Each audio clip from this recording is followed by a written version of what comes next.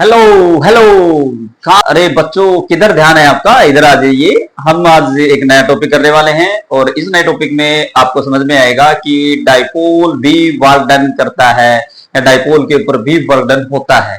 वो चीजें आज हम करेंगे। लास्ट जो टॉपिक हमने किया वो डाइपोल को जब हमने यूनिफॉर्म इलेक्ट्रिक फील्ड में रखा तो वहां पे उसके साथ साथ उसमें क्या फॉर्मूले निकल के आए, उसके ऊपर क्या उसके इफेक्ट हुए, वो सारी चीजें हमने इससे लास्ट टॉपिक में कंप्लीट कर लिए हैं दोस्तों।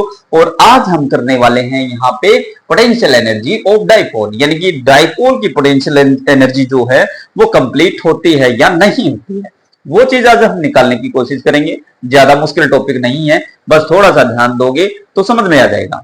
हमें यहाँ पे करना क्या है, हमें कुछ चार्ज लेने हैं, हमें कंसीडर करने हैं कि मान लो दीजिए यहाँ पे 10 या 5 चार्ज हैं आपके पास में, और वो 500 200 मिलके क्या काम करते हैं, फील्ड क्रिएट करते हैं। देखिएगा दोस्तों, यहाँ पे वो कहते हैं कि भाई मान लीजिए आपने कहा कि भाई हमारे पास है ना 10 चार्ज है। कितने हैं? 10 चार्ज कंसीडर कीजिएगा, या 10 है या 5 मान लेते हैं। तो ओके, 10 की बजाय हम 5 मान लें। Let us consider electric field consider करेंगे। ये कहते हैं पांचों कि भाई हमारे पास में इक्वल स्ट्रेंथ तो है ही, अब इक्वल इलेक्ट्रिक फील्ड क्या करेंगे, यहाँ पे उसकी स्ट्रेंथ दिखाएंगे, बराबर बराबर दिखाएंगे, सबकी बराबर बराबर। ठीक है, घबराइएगा मत, घबराने से काम नहीं बनेगा। हमने कहा कि अब ये कह रहे हैं कि भी जब भी हमारे फील्ड में कोई घुसेगा ना, हम उसके ऊपर फोर्स अप्लाई करेंगे। तो ये कहते हैं चलो भाई ठीक है, तो सभी का निर्णय हुआ और यहाँ पे एक डाइपोल आ जाता है। ठीक है, क्या आ जाता है? डाइपोल। किसके साथ आ जाता है? ओरिजिन के साथ, और अपने 2a डिस्टेंस के साथ एक डाइपोल को रख देते हैं इसमें।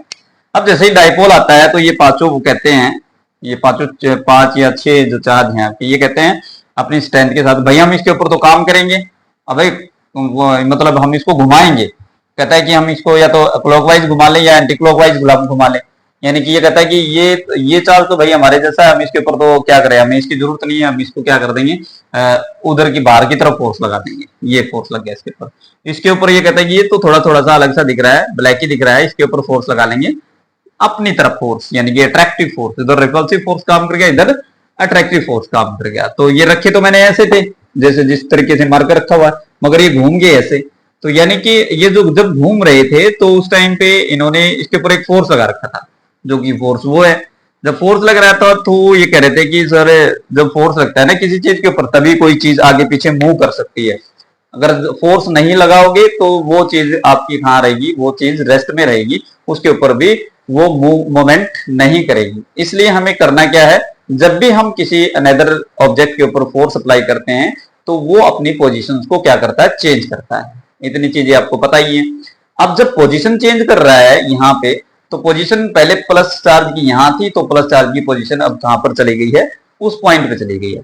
और कहता है कि जब ये पोजीशन चेंज कर रहा था तो ये पोजीशन यहाँ पे एक थीटा एंगल के साथ चेंज हो रही थी, यानी कि एक थीटा एंगल के साथ ये पोजीशन चेंज होगी कंप्लीटली। अब कहता है कि इसने जब यहाँ पर ये पोजीशन चेंज हुई ना, तो इसने एक स्मॉल वर्क डन कर दिया। क्या कर दिया? Small work done.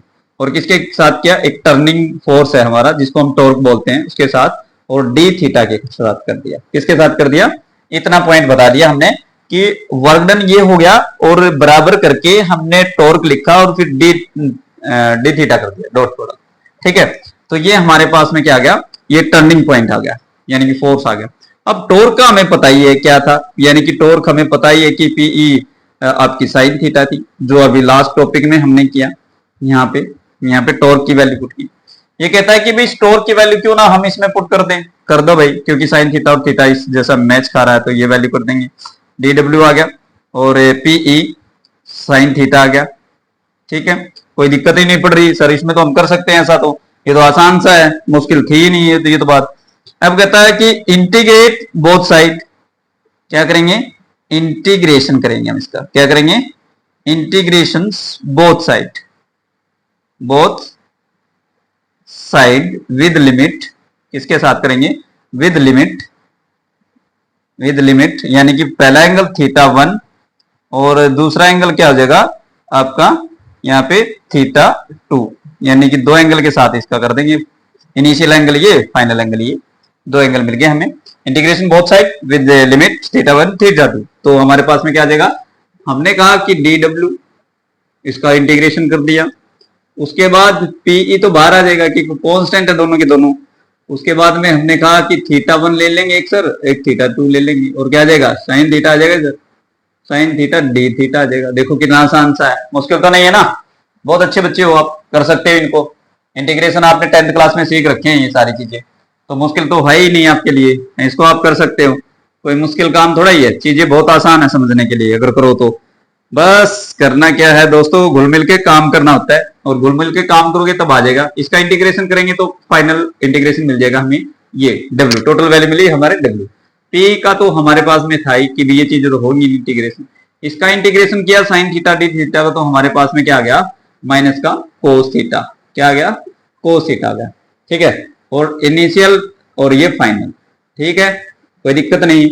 Work done आ गया, ये माइनस का बाहर आ जाएगा, पीई यहाँ पे आ जाएगा, लिख लेंगे हम इसको, और यहाँ पे आ जाएगा क्या आ जाएगा, ये अपर लिमिट लिख देंगे एक बार तो, कोस थीटा 2 और माइनस कोस थीटा 1। बताओ इसमें कोई दिक्कत लग रही है आपको? शायद दिक्कत नहीं होनी चाहिए, क्योंकि इतना आसान टॉपिक है कि इसको समझने के लिए हमें ज्यादा इफेक्ट नहीं लगाने हैं, बस थोड़ा सा ध्यान देना है, और उसी ध्यान देने से ये समझ में आ जाएगा, कोई दिक्कत नहीं। ऐसा ही समझो जिस की भी हम किसी चीज के ऊपर काम कर रहे हैं और उसने अपनी पोजीशन चेंज कर लिया है, और उसी वर्क डन को हम क्या कर रहे हैं यहाँ पे कैलकुलेशन कर रहे हैं, कंप्लीटली उसको बता रहे हैं कि कितना काम कर दिया हमने। तो वर्क डन आ गया ये, और यहाँ पे माइनस पी आ गया, और अब कह रहा है कि थीटा 1 जो था ना उस टाइम पे, इसको हटा देते हैं बाद में लिखेंगे, थीटा 1 की वैल्यू जो थी वो 0 डिग्री थी, ठीक है, और फाइनल थीटा 2 की जो वैल्यू थी वो थीटा मिल गई थी हमें, कितनी मिल गई थी, थीटा मिली थी। ये थीटा कब मिली, जब 0 से ऊपर की तरफ इंक्रीज डिक्रीज हुआ हमारा एंगल, उस टाइम पे ये वैल्यू मिल गई। तो आप लोगों को पता ही है, हम इसकी वैल्यू इसमें रख देते हैं, तो पीई तो आ ही जाएगा यहाँ पे माइनस का, और ये आ जाएगा ब्रैकेट में कोस थीटा आ जाएगा, और माइनस में कोस थीटा 1 की वैल्यू रखेंगे तो 0 आ जाएगा, कोस 0 1 होता है, यानी कि कोस 0 1 आ गया, ये वैल्यू मिल गई हमें, कोस थीटा माइनस 1 ये मिल गया। अब आपको पता है कि जो वर्क डन होता है, जो वर्क डन होता है वो हमारा स्टोर हो जाता है इसमें, आपकी एक पोटेंशियल एनर्जी में स्टोर होगा, इसका वर्क डन हमारा जो है वो स्टोर हो जाएगा आपका पोटेंशियल एनर्जी की फॉर्म में। तो यहाँ पे वर्क डन की जगह हम क्या लिख देंगे, यू की वैल्यू लिख देंगे, और यहाँ पे कर देंगे पीई आपके पास में कोस थीटा और माइनस 1 आ जाएगा। मेरे प्यारे दोस्तों ये आपका क्या आ गया, ये वैल्यू मिल गई हमारी potential energy of dipole in a uniform electric field, आपकी मिल जाती है minus p E cos theta minus 1।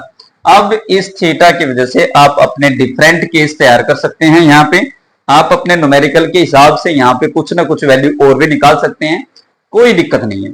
बस क्या करना क्या है कि इसको बड़े आराम से समझना है, आराम से समझोगे तो बिल्कुल समझ में आएगा, हड़बड़ाहट में समझोगे नहीं आएगा, जल्दबाजी करोगे तब भी समझ में नहीं आएगा।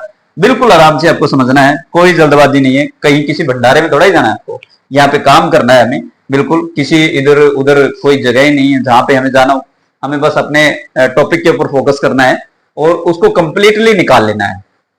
अगर ये आपको समझ में नहीं आता है फिर भी, तो दोबारा से वीडियो देखो, फिर से समझने की कोशिश करो, फिर से दोबारा से आप इसको पूरे कंप्लीटली समझ सकते हो।